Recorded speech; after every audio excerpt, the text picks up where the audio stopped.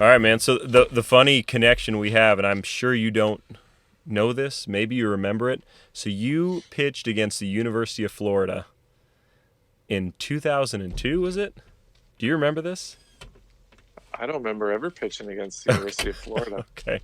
So I'm 90% sure you and Adam were on this Team Canada thing, and you were barnstorming around, and I think you threw 2 innings. You threw the third and the fourth, I'm pretty sure. I could be wrong. Like, we might have to edit this part out. But 2002. 2001, 2002. So Adam comes out. He's throwing like 93 or 4, and we're like, oh my gosh, like who's this guy? And he's like supposedly 18 at the time, and he just cuts us up for 2 innings. It's a midweek game. We're not thinking much of it. We're like, okay, let's get this over with, and he just dominates us. And then you come out, and it's a different domination. It's pretty much fitting to how you pitched, many years in the big leagues, but it was like this quiet 92 right by us. We got out and we're just walking back to the bench, like, who are these two guys? Then it got a little more normal after that. It was, some 85 with righty with the slider, but dude, the first two, you and Adam Lowen, it was like, oh my gosh. So I don't know if you remember that, but it was impressive. I don't remember that, but little did you know, like, how lucky could it have been that it was just like the greatest year for amateurs in Canadian baseball. Like, I know, right? 2 Canadians get drafted top 10. Like, it's never happened before, never happened since. So he went 4 with the Orioles, and you went 9, right, with the Rockies? Yeah. Hey, I'll tell you what, it didn't surprise us. Like, it was one of those things. We walked in, and it was, our coach was like, oh, we got a midweek game, Team Canada. And it was like young Team Canada. It wasn't like, 25-year-old in the big leagues Team Canada. It was some 18-year-olds. We're like, what the heck? Like, what are we doing? And then you guys just cut us up, and we're like, all of a sudden on notice, like, oh man, here we go. But so it's funny. So after that, whenever your name came up, I was like, oh yeah, I remember that guy just dominated us when he was 18, and we were all 22-year-old seniors. So that's funny. Yeah, man, a long time. So when so you're drafted in 2002, right? Yeah. Go to the Rockies. What was the pro ball experience like coming out of Canada? It was like, for a kid first time leaving home, it was not just leaving home, it was a new country, right? Yeah. It was like, I mean, we all played baseball for a long time. You meet so many different types of people, right? And imagine all those different types of people, and on top of that, like, Americans, like, as a Canadian, it was like eyes have never been opened to the world. Yeah. It was great. I mean, and I don't say Americans in like it was like bad. It was it's like people were awesome, you know, and I just remember my first day in pro ball being really overwhelmed. Being like scared, really. I mean, the only time I felt comfortable was on the mound, which helped me, right? Yeah, it helped for sure. Me perform better, but really like a fish out of water. I didn't know where I was going to live. I didn't know how I was going to get to the ballpark every day. And those are things like, as you play pro ball, you just figure them out, and they become your daily routine. And I remember trying to figure those things out and just being overwhelmed. It was like I never had to go further than like 4 blocks to get to the ballpark when I was in high school or when I was in college, So like it was just, trying to figure out how to get around. There was no Uber at the time. No, right? Like, absolutely. You're trying to get, like, there's volunteers for the ball team trying to, shuttle people around town. Yeah, is that how you got to the field? Yeah, like a volunteer in the community was driving us ball players around who didn't have cars. This is in like southeastern Washington in the Northwest League. So just, awesome people, but I think all of us were in the same boat. A lot of like recent draft picks sent to short season. That's how it goes. Yeah, absolutely. And so are you 20 at the time? 21. 21. Okay. Yeah. Yeah.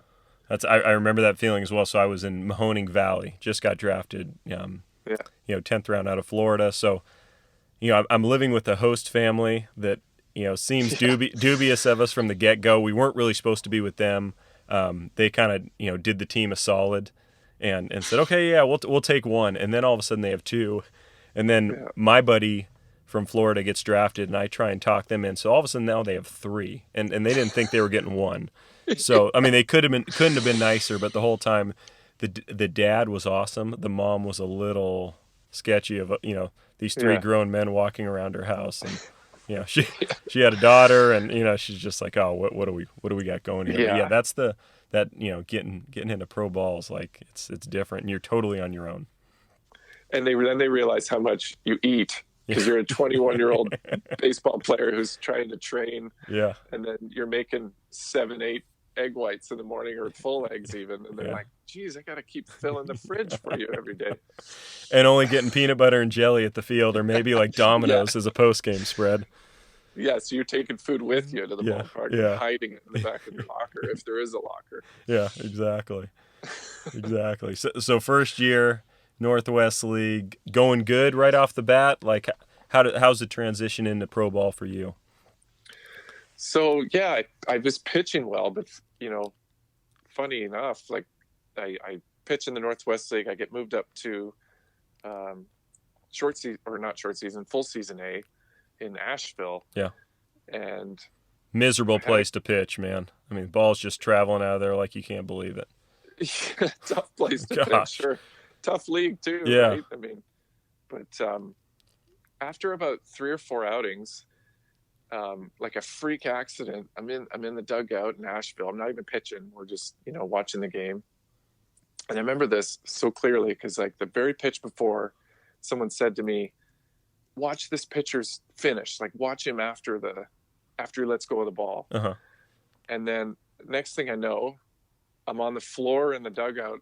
I wake up and like people are looking over me because a line drive had been hit. Oh into my the dugout, gosh. hit me right in the side of the head. Oh my gosh. So I've got like scrapes on one side of my face because I hit the ground. Yeah. I'm like, I stand up. I'm like, I'm okay. But I wasn't Yeah. okay. It's like the ball hit me right in the head. Exactly. Spent the night in the hospital with my uniform on.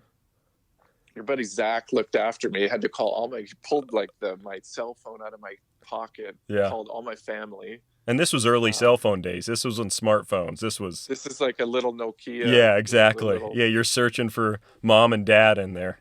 Yeah, like maybe you've got some numbers saved in there, but you're still you still have numbers saved in your head. Exactly.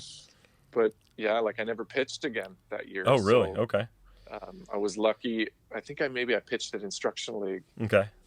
But I wasn't even allowed to go on the field. Like pretty bad concussion. Yeah. But just one of those like, just total freak. To the last day of my career, I couldn't really peek over the railing. I would always be like this.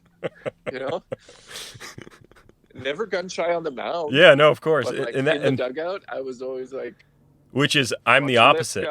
I took a line drive off the head in college.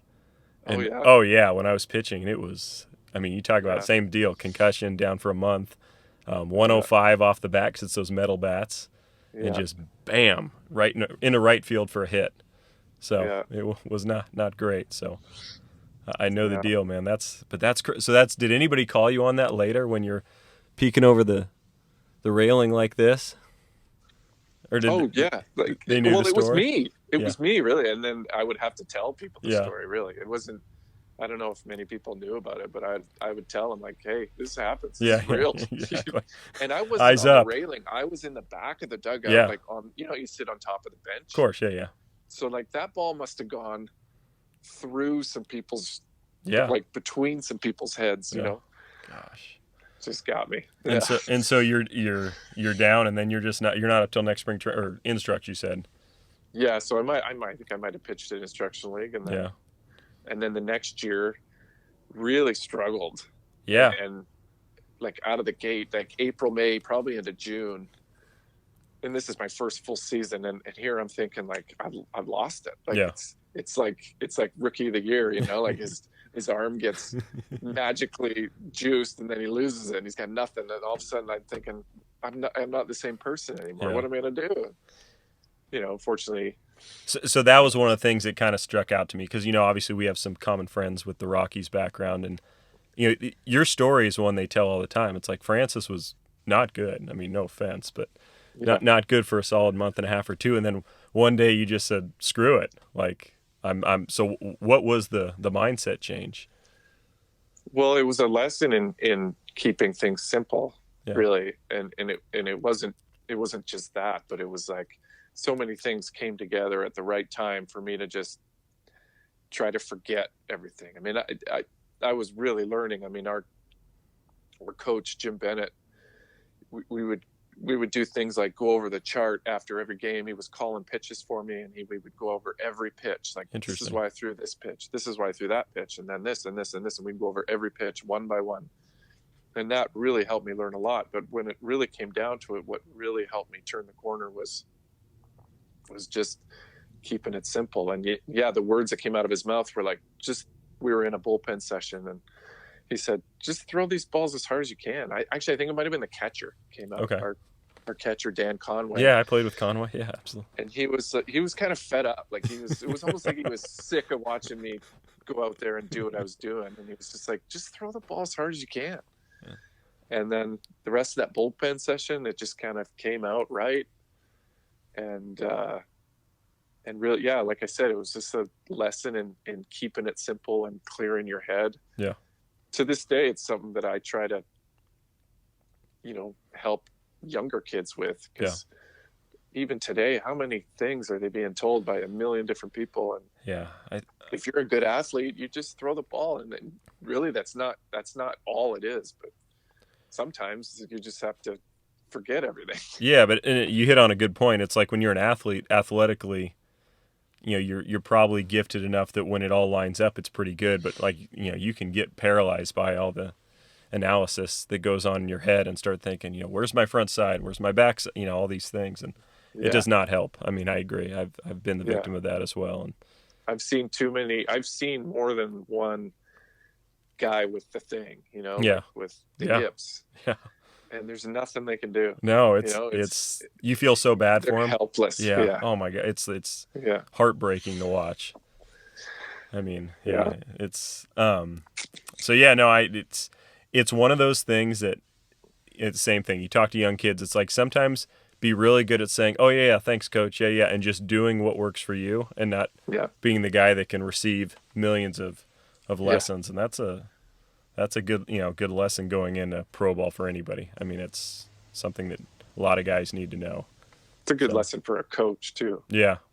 Like you've got a lot of wisdom to share with a player, but it doesn't have to be all in the same day or the same week or the same month. It's too much, especially for a pitcher.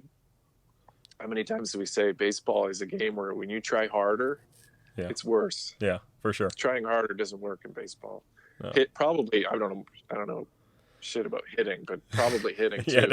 I wouldn't imagine. Yeah, it would help. Yeah, that would. Yeah. I mean, hitting's the same thing. It's as mental as it gets, and the whole game can be that way. So that's so you go from that. You kind of spin that year and then absolutely dominate, and then the next year after that, you're the minor league player of the year for Baseball America. Was it just a continuation of that thought process? Did you feel like you refound kind of who you were previously? It was like sort of like I got to clear the slate and clear my mind, and then I kind of reminded myself of really how good I was. Yeah. At risk of bragging about it, but no, really but that's it's realizing how good I was, and then I got to learn more things with a clean slate. I got to really learn how to use a changeup properly. I got to learn how to spin a breaking ball better, and all those things just got better and better and better. And all of a sudden, I was striking everybody out, and we go to AA, and it's just kind of like I rode a wave. Yeah. The first half of the season, I think I was 10-1. I think at the break. I remember we won the first half as a team, and we were celebrating. It was just a fun team. When you've got good people around you too, it makes it memorable. I still remember lots of things from that team. Yeah. Not just being 10-1, but just for being sure around the clubhouse, being on the bus, and trying to race tornadoes back to Tulsa before to get back to your apartment before the tornado hits. I know. You know? Oh man. No, Yeah. and that's so funny you bring that up because we were talking about that a little bit before. But I mean, that's like that in between times is so valuable, and the stuff that I kind of think about to this day, like the good memories of bus rides, and who just is snoring like crazy, or who's the crazy guy in the bus, and who's the one that always controls the movies, and they're not Yeah. any good, and you praying Yeah. somebody else grabs the right movie or something. Yeah. Yeah. Yeah, How many times do you turn on the TV and it's a bus movie? yeah, And yeah, you're telling your kids or you're telling your wife, like, this is a movie we used to watch on the bus every year. It's like Old School or yeah, Rounders or something. yeah. Rush Hour 2. Yeah. Oh man, no, I know it's the bus life. It's something else, man. It's something that can't be replaced. There's like no way to ever go back in time. Like the movie Old School, that whole concept of being 20 again or whatever. It's you can never Yeah. replace those bus rides. They're classic. Yeah. And you're in double A, so nobody's made any money yet. So there's Yeah. no high stakes poker going on. No. It's just guys, scraping the bottom of their McDonald's bag and then popping in an old movie tape, Yeah. movie cassette. Exactly. Yeah. Were there even DVDs back then? I think it was a lot of There video were video DVDs, cassettes or they weren't on the bus. yeah. We No, I had know. definitely had cassettes on Yeah. the bus. VCR. Gosh. Yeah. What a different life that was compared to now. Now everybody's on their phone. They're making Yeah. videos on the bus. Yeah, everybody's watching their own. Yeah. Yeah. Nobody's talking I anymore. know. Maybe Yeah, I don't that's know. crazy. That's the stuff I miss though. That kind of crazy to think. But okay, so you dominate Double A, you move up to Triple A, and make your debut that year, right? In 2005, correct? Or four? 2004. Four. Yeah. Yeah, and I was supposed to go to the Olympics. I was planning on pitching in the Olympics for Canada, and I just ended up pitching so well. The Rockies really didn't really want me to go. Yeah. So they sort of took the heat and told Canada, like, we're not going to let him go. We're going to call him up. Yeah. Which there were some people upset, but I sort of pretended to be upset, but really, like, this is your dream. Yeah, right? for sure. Because you're going to pitch in the major leagues. Something you've been thinking really about since you were a kid.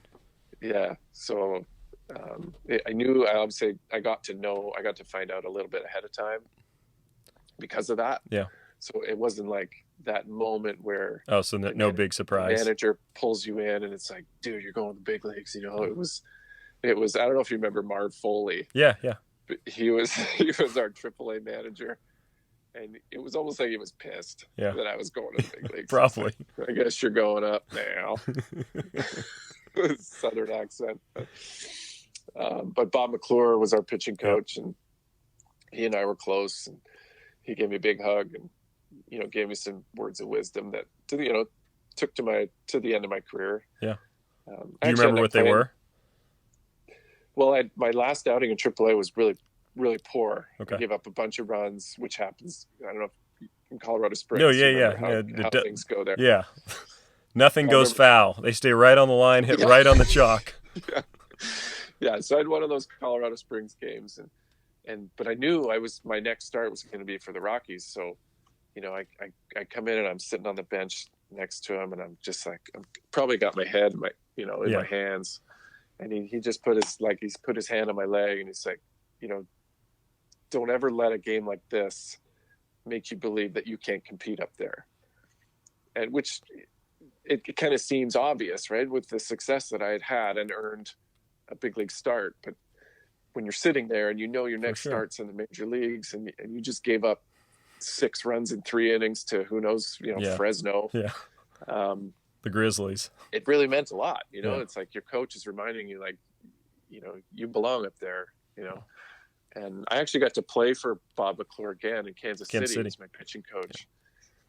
Yeah. And so he and I stayed close probably for my whole career. And I mean, those are words I in my last year playing told a young player.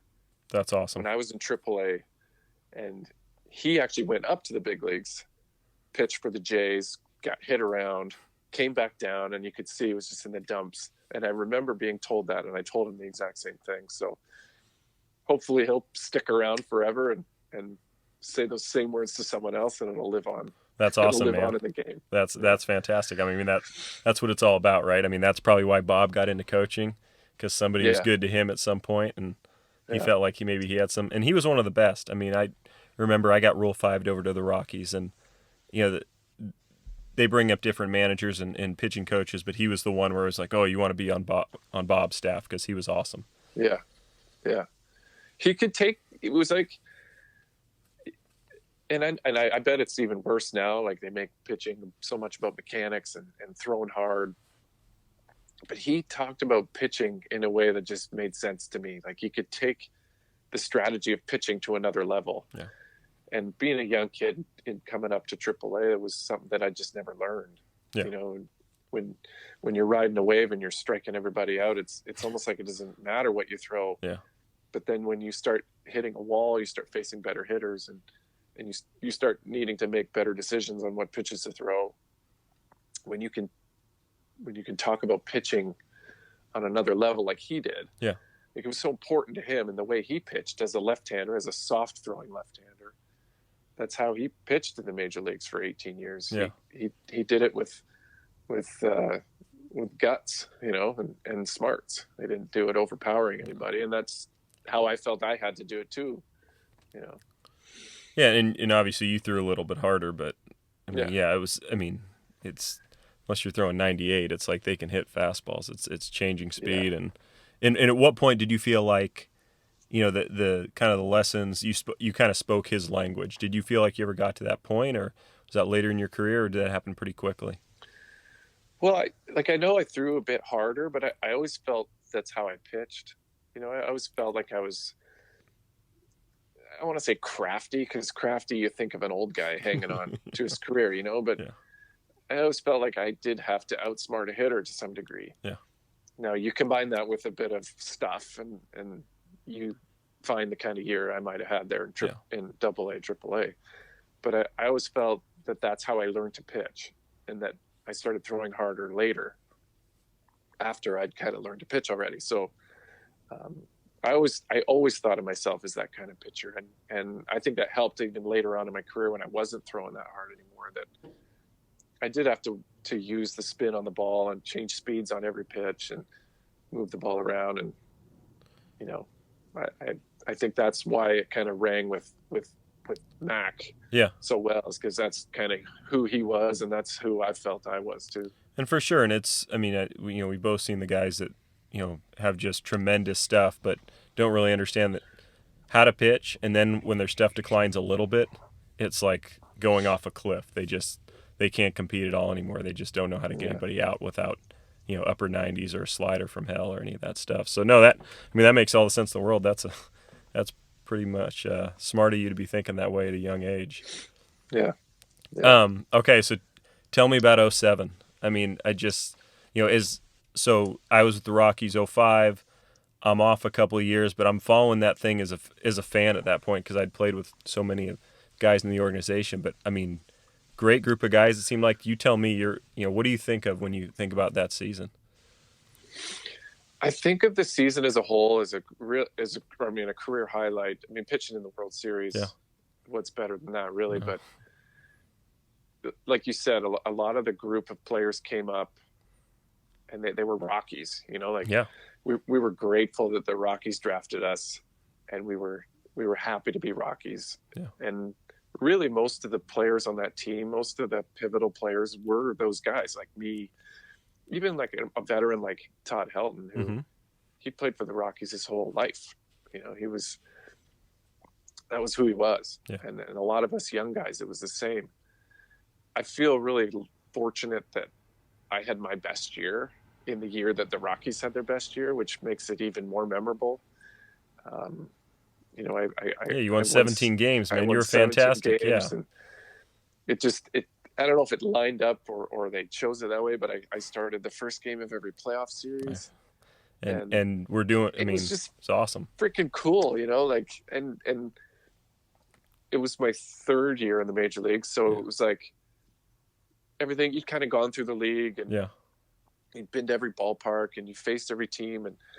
And now it was like, okay, well, I got to test myself in the playoffs. Like, I didn't know if I was good enough to do this, but like we're gonna try it. And you're getting the ball, so yeah. So it was, and obviously I pitched in the World Series. I didn't go so well. We got our butts beat in pretty good by the Red Sox, but I think just the fashion that we got to the playoffs and got to the World Series, it really felt like we won, you know, and the last 4 games against the Red Sox, sure, they beat us. They were the better team, but I have a National League championship ring sitting in my house, and it feels like, sometimes it feels like more than that, you know, because I remember popping champagne and I remember jumping on shoulders. And having success in the playoffs. I mean, your first 2 outings were fantastic. Yeah. We're talking about testing yourself in the playoffs. So our first playoff game was in Philadelphia.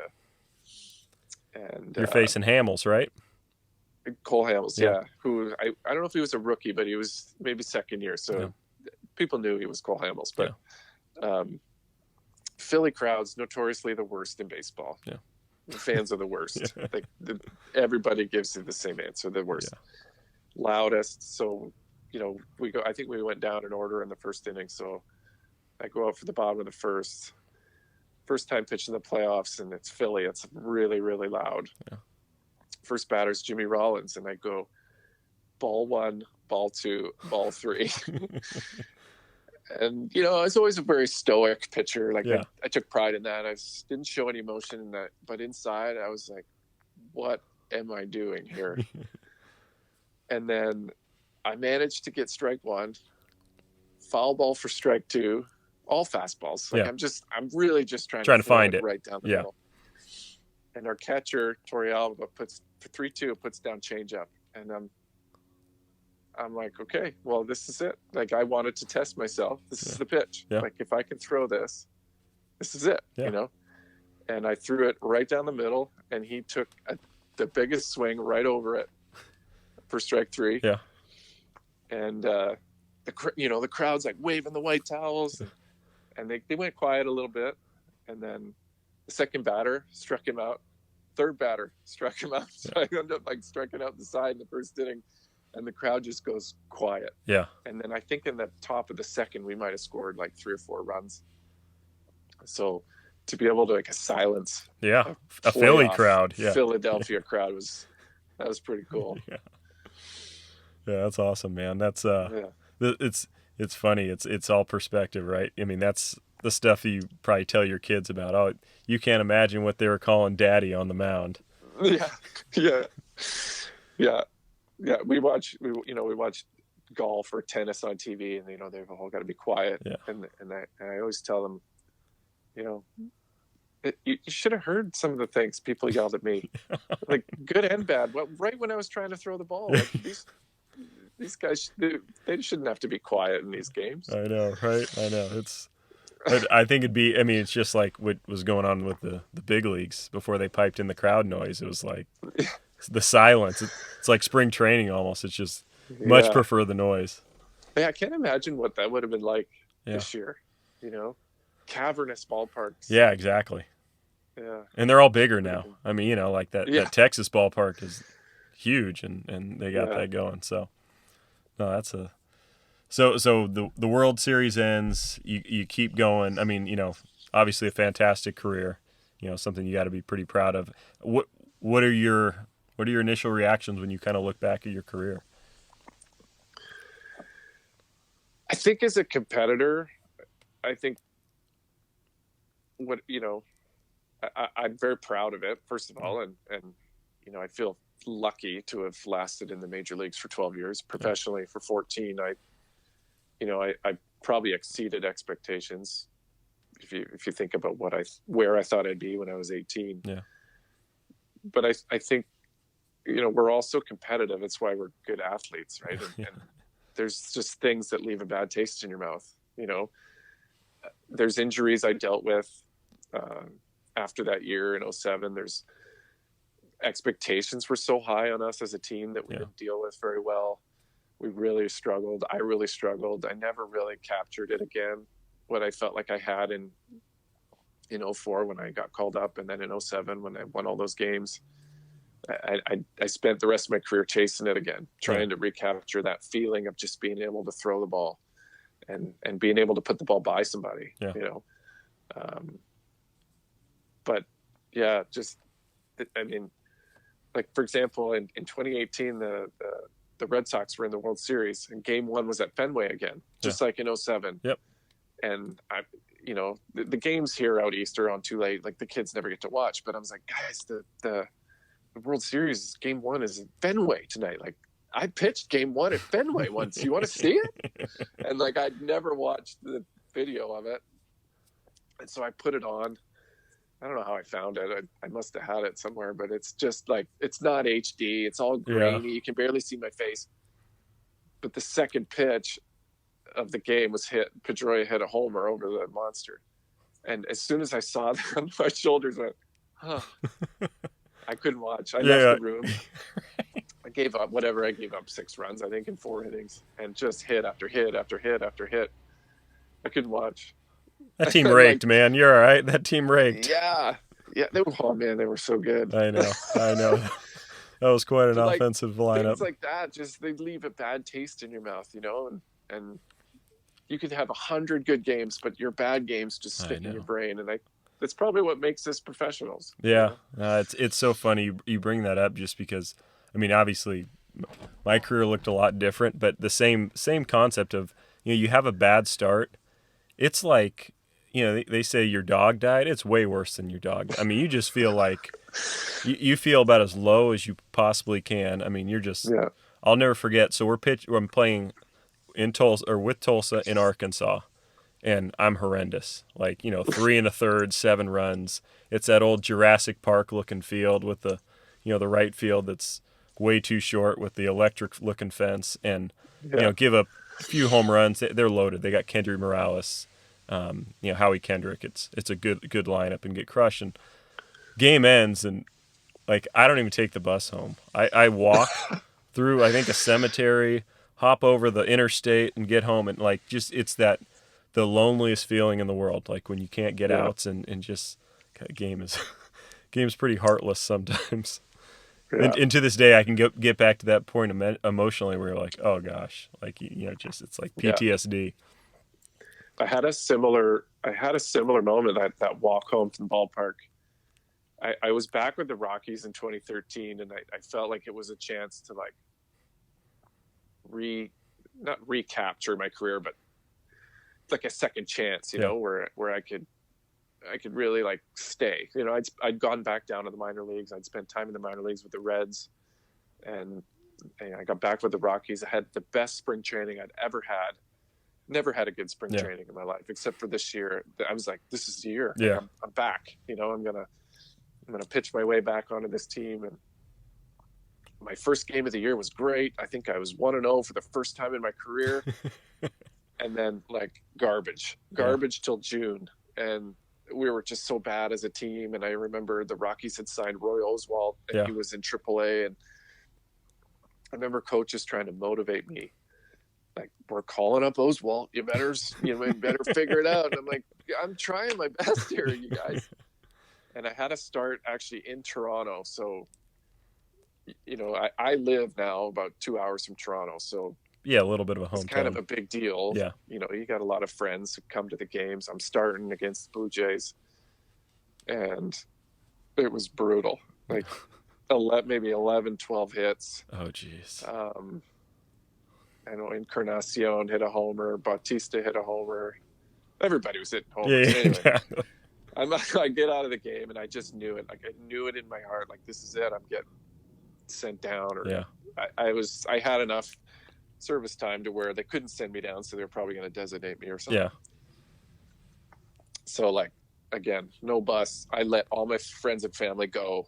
I wait around the ballpark like an hour and a half, and I know the city of Toronto, right? So I know the walk, and it's like midnight. I'm just walking through the streets, probably tears. Oh yeah. My eyes. Oh man. And I'm trying not to compare it to your story, but it's the same feeling. I mean, you might for be sure. in the major leagues going down to AAA, but it's the same feeling. It's like your world is getting ripped. Like this was my chance, and it's done. And that's and 100%, and that's. You hit it on the head. It doesn't matter where it is. Like we all know that feeling. Like that just helpless. You feel like you can't get anybody out, and like you would give anything just to have one decent outing. Like, just give me 5 with 2 runs. Like, just that. I'll take it. 5 innings, 5 hits, 2 runs, a few strikeouts. Like, feeling like you know what you're doing. I mean, but yeah, God, it's so painful. I always tell my wife, I'm like, I do not miss that one bit. And, the times I can kind of like go back there mentally, just like I said, painful. But yet we love baseball. I know, we still play it with our kids. Yeah. We still watch it with our friends. Yeah. Yeah, that's the big joke. So do your boys play baseball? They do. My daughter plays baseball, softball. My nice. 2 boys. Okay. I mean, these days it's tough with the pandemic. Nothing's happening, but we do play a lot of ball in the street. Nice. So I'm sure they'll be into it at some point. Left-handed? Everybody. So I have 3 children. They all swing left in everything, whether it's baseball, golf, hockey. Yeah. They all throw right. Oh, wow. They all write with their right hands. That's mine too. Same thing. Yeah. No, that's funny how that works. And, it's you think you're like, oh, if I only had another left-handed pitcher, I can teach him my craft. And yeah. No, you better throw 97, buddy. You're right-handed. Yeah. Yeah. I don't know. I don't like. Obviously, if they want to play ball, I'm on board. Yeah. If they fall in love with baseball, I'll, push them into For baseball. Sure. Yeah. But, I've got jerseys on the wall, pictures of me pitching that they're not impressed yet. No. So they're still young. Whether or not it's a big deal, I don't know to them. No, they're still young, man. That's, once they look up and they watch some stuff later. But of course, you're still dad, so you lose a couple points for that. It'll be their friends. It'll be their friends tell them, like, your dad played in the big leagues? Yeah. He'll be like, yeah, of course I know that. And you're like, that's awesome. Yeah, I know. Right? Oh, that's funny. So do you still keep in touch with any of the Rockies or anybody from your old clubs? Yeah. So obviously your buddy Zach. Yeah. Keep in touch. Yep. But there's a group of us who coach Rockies fantasy camp. Oh, nice. Every January. Yeah. In Arizona. So I see them once a year. Yeah. Which is fun. Guys like Corey Sullivan and Brian Spilly. Spilborgs and Brian Fuentes and nice. A few of the staff that are still around, like Mark Strickmatter and Rick Matthews and some of the guys who are, I don't know if there's anybody else back from the mid 2000s, but so explain fantasy camp for people that don't know what fantasy camp is. So fantasy camp is if let's say you're a huge Rockies fan and you're 25 or older, most of them 60 or older, and you've got a lot of money.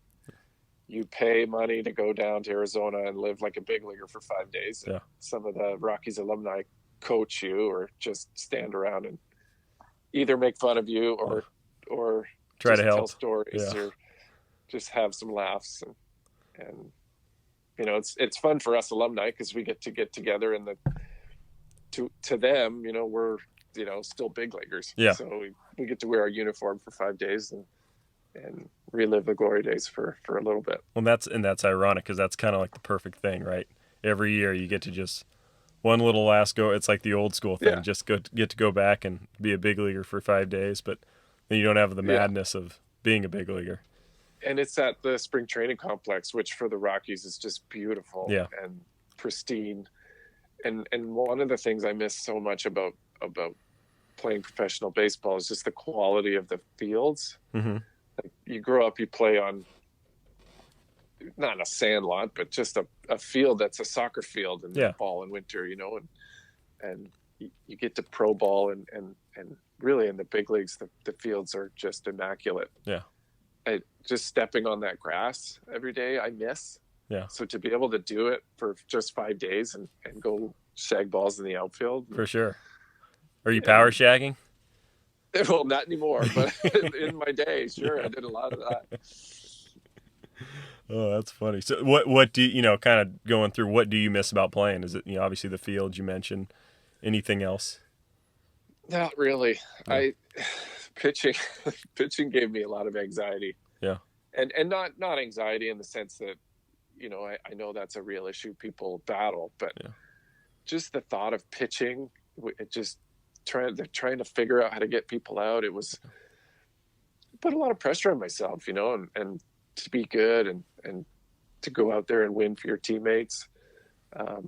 I don't miss that. And obviously I had a career where I had a lot of good outings, but a lot of bad ones that stick with you. Yeah, for sure.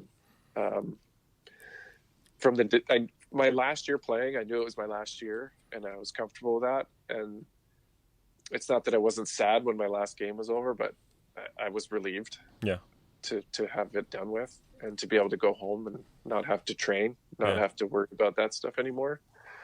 I really haven't looked back. I know that I'm in the minority in that. A lot of people leave pro ball with unfinished business. Yeah. I feel like I was lucky not to have that. And what got you to that point to make the decision that it was going to be your last year, last month, whatever it was? Well, I felt like my time in the big leagues was up. When I was on the mound, I felt overmatched. Yeah. It doesn't mean I didn't think I was good anymore. I mean, I pitched in AAA. I was a pretty good pitcher. I had a goal of pitching for Team Canada that summer at the Pan Am Games, which were actually in Toronto.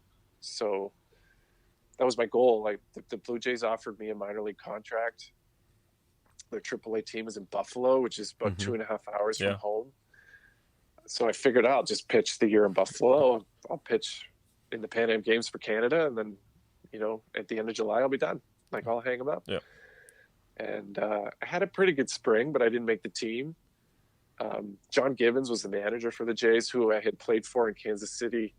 So I had a good relationship with him. He really liked me.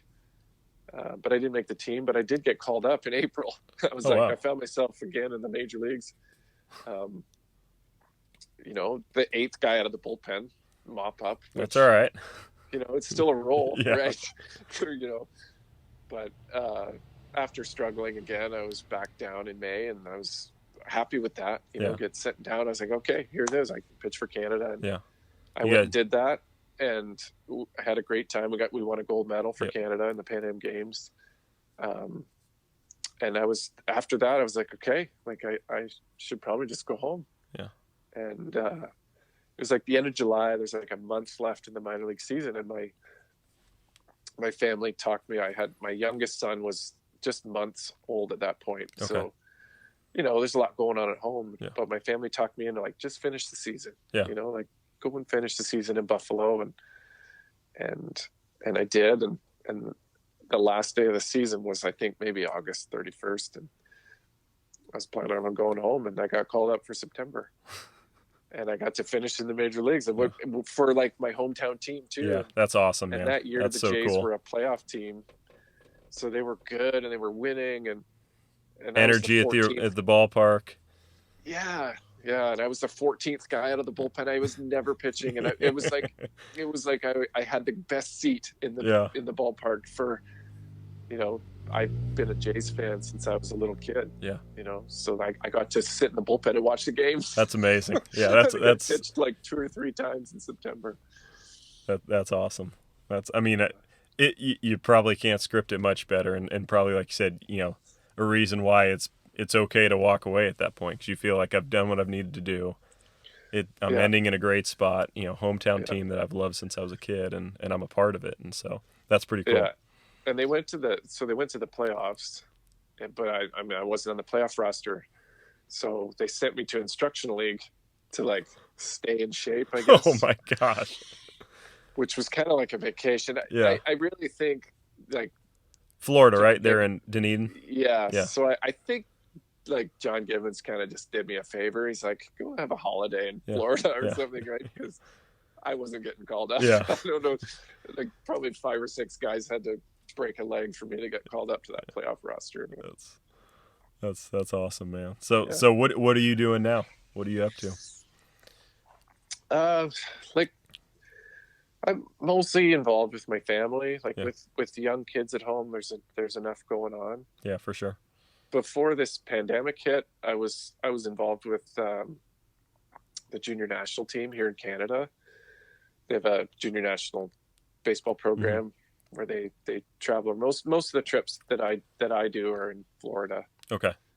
So we go coach where these guys go play against pro players and good college teams. Good experience. The same program I came up playing with when I was in high school. So I was involved coaching that, coaching my kids, doing some school online. Okay. Nice. Mostly for interest, but Yeah.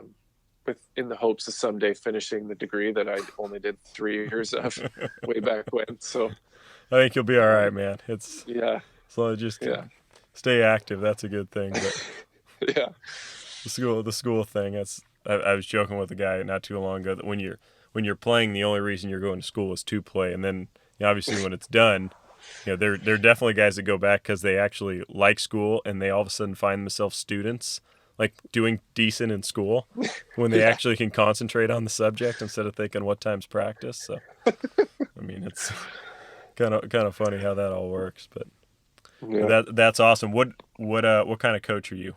Or I'd imagine you're probably the same as a pitcher, right? Pretty poised, you know. Yeah, I always tell, like, the first day of camp, we'll always meet with the kids, and I'll tell them, like, I don't have a lot to say, but I do have a lot of experience to share. So what I want to do is just have a conversation. I'm not going to stand, like, if I'm working with a pitcher, I'm not going to stand there in the bullpen and explain every movement that I did. Yeah. It always bugged me when coaches said I did this or I did that. I'd rather you talk in, like, pitchers can do this, or a left-handed pitcher can pitch here, or A pitcher like yourself can do this. yeah, like, you do this really well. Have you ever thought of this? Yeah. I don't like the I did this, I did that. We've had plenty of coaches like that, and I don't think it works. No. So I really try not to do that, and I really try not to overtalk, especially to teenagers, because how much do teenagers really take in? Not that much. Not right? that much, Maybe you no. can talk to them for 2 minutes. Yeah. Yeah, That's it. you got to know the sweet spot, and you got to know when their eyes start to glaze over, and then you got to be out because they've stopped listening. And you might have the greatest thing to say, but they're not going to learn. Yeah, no, So you might as well save it. Yeah, exactly, man. Well, that's awesome. Hey, I appreciate you coming on, man. It's as somebody that was in the organization and saw how hard you worked and kind of watched the success you had. It was well deserved, and we were all. I remember, like I said, following that team and knowing all the great guys who were on that '07 Rockies team. It was cool to see you guys have that type of success and that run, and it was awesome. Thank you. Yeah. Appreciate it. Yeah, for sure, dude.